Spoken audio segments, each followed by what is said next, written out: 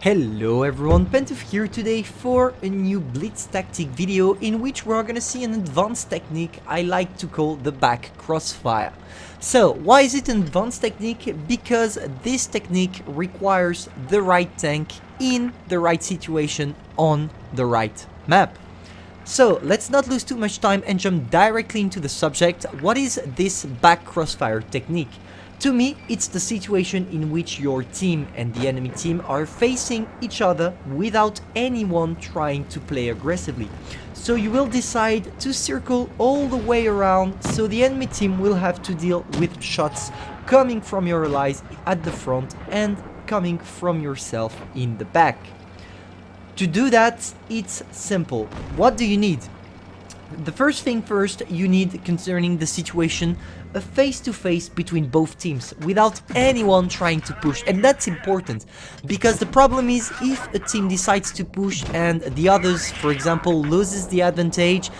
And now let me say it more clearly. What I mean by that is that if the enemy team decides to push while you're trying to go for this technique, they will be in a 6 versus 7 situation, so you will increase the chances of your team losing. That's what I meant here. That's why you need a face-to-face without anyone trying to play aggressively, and I really want to insist on this: nobody playing aggressively. Next, let's talk about the tank you should use while trying this.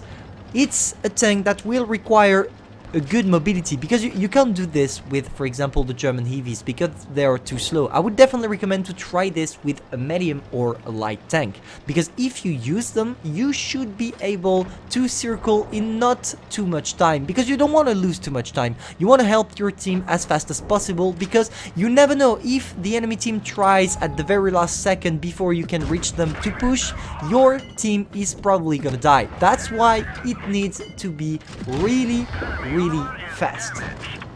That's why, for example, here on the replay, I'm using the Progetto. I'm not talking about light tanks going 70 kilometers per hour, but at least 40 kilometers. That's enough to do this technique. Now, let's talk about the map. This technique will not work on maps that are really extremely based on corridors. What do I mean by that? I mean the city map. If you are not in an open map, it's quite hard. Why?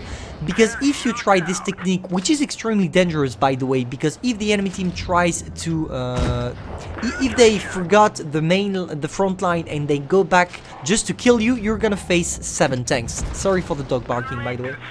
And it's the case in the city maps as well, because in the city maps you can't escape.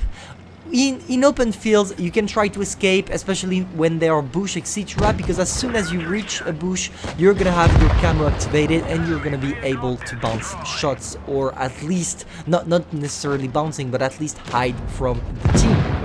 And that's all you need to make it work. Here, for example, it worked fine, because we did 6 kills, and we had all the kills not because we tried to steal them all, but because nobody played aggressively and we had the whole freaking team in the ass.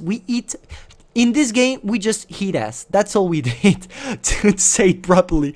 But anyway, I hope you learned something. Guys, if that's the case, feel free to subscribe. And don't forget that you're not here to be better, but to be the best. Pantouf, over.